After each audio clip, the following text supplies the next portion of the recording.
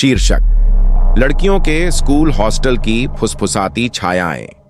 यह एक नए शैक्षणिक वर्ष की शुरुआत थी जब लड़कियां सेंट मैरी स्कूल में आईं, जो अपनी अकादमिक उत्कृष्टता और थोड़ा डरावने इतिहास के लिए प्रसिद्ध एक प्रतिष्ठित संस्थान है।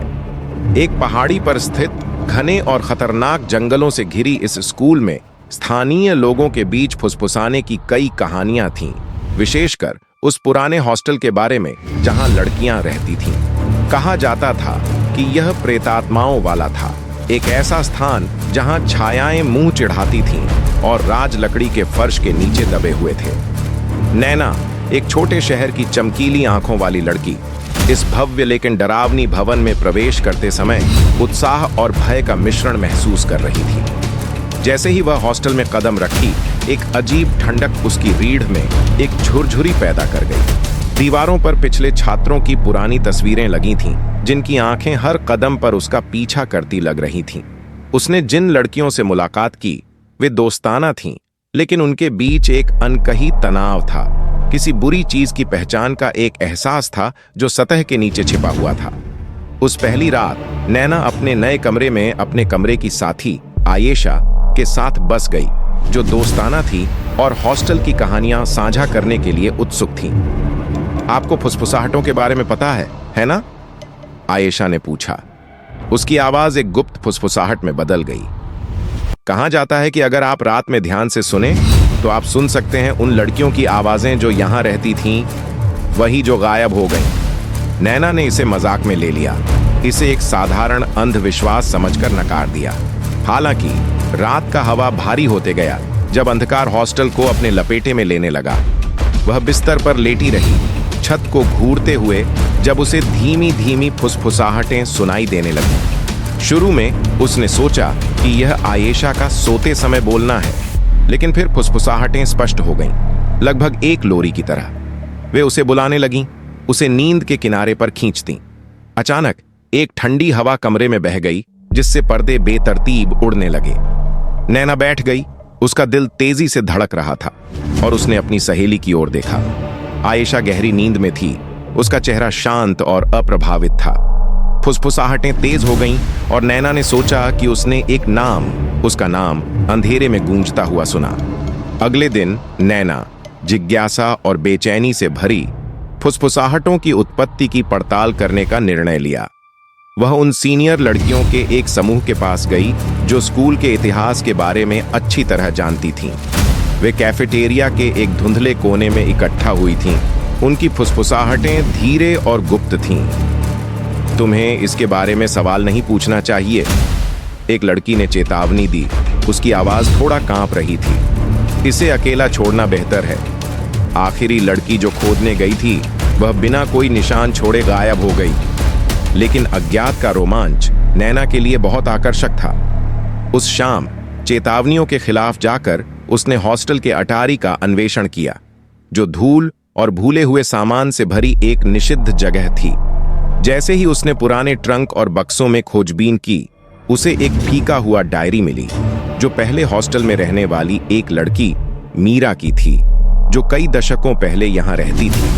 उसका दिल तेजी से धड़कने लगा जब उसने मीरा के अनुभव और फुसफुसाहटों के बारे में, उसकी चिंताओं के बारे में पढ़ा। मीरा ने रात में छायादार आकृतियों को देखने और अंधेरे से उसे बुलाने वाली लड़कियों की आवाजें सुनने के बारे में लिखा। अंतिम प्रविष्टि के अनुसार उसने फुसफुसाहटों के स्रोत का सामना करने की योजना बनाई थी, लेकिन फिर से उसके बारे में कभी नहीं सुना गया।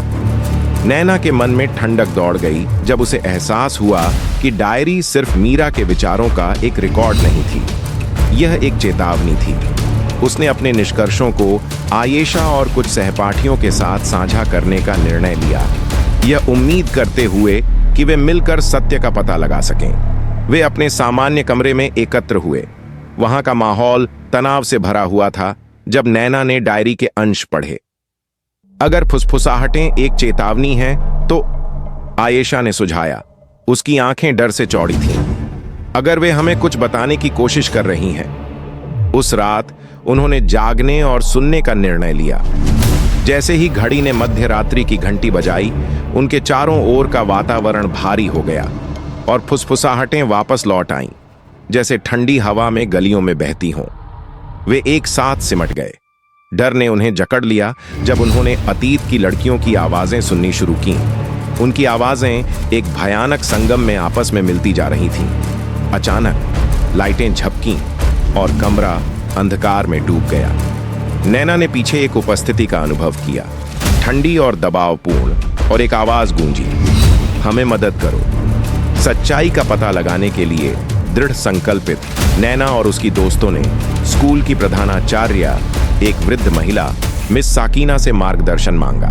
एक भारी दिल के साथ मिस साकीना ने हॉस्टल के अंधेरे इतिहास का खुलासा किया, एक श्रृंखला दुखद घटनाओं और गायब होने की जो फुसफुसाहटों से जुड़ी थीं, जो लड़कियों को परेशान करती थीं।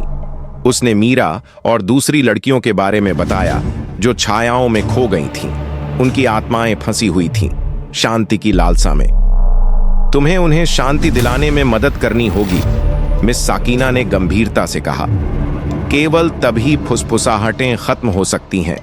उनके कंधों पर पड़े भारी जिम्मेदारी का एहसास होते ही नैना और उसकी दोस्तों ने एक योजना बनाई। वे अटारी में एक सियांस करने का निर्णय लीजिए, आत्माओं को अपने किस्से बताने और उन्हें शांत करने के लिए बुलाने का। मोमबत्तियों के साथ और हिम्मत के साथ उन्होंने एक तूफानी रात को इकट्ठा किया। वहां का माहौल प्रत्याशा से भरा हुआ था। जैसे ही उन्होंने सियांस शुरू की, बाहर तेज हवा दौड़ने लगी, खिड़कियां हिलने लगीं। नैना ने अपनी आंखें बंद कीं और ध्यान केंद्रित किया, आत्माओं से संपर्क करने की कोशिश की। हवा घनी हो गई, ऊर्जा से भरी, जैसे वे महसूस कर रहे थे कि एक उपस्थिति उनके चारों ओर जुट रही है। एक एक करके लड़कियों ने खोई हुई आत्माओं की कहानियां सुननी शुरू कीं। विश्वासघात, निराशा और अधूरा सपने की कहानियां। आंसुओं के माध्यम से नैना ने मीरा की कहानी सुनी, कैसे उसने एक शिक्षक के बारे में एक गहरा राज उजागर किया था जिसने लड़कियों के साथ दुर्व्यवहार किया था और उसने दूसरों को चेतावनी देने की कोशिश की थी। समर्थन पाने के बजाय उसे चुप कर दिया गया। उसकी पुकारें हॉस्टल की छायाओं में खो गईं। अन्य आत्माएं उसकी पीड़ा को गुनगुनाने लगीं, न्याय और स्मृति के लिए तरसती हुई। एक स्पष्टता के क्षण में नैना खड़ी हुई, उन खोई हुई यादों को सम्मान देने के लिए दृढ़ संकल्पित। हम आपकी कहानी सुनाएंगे, उसने वादा किया।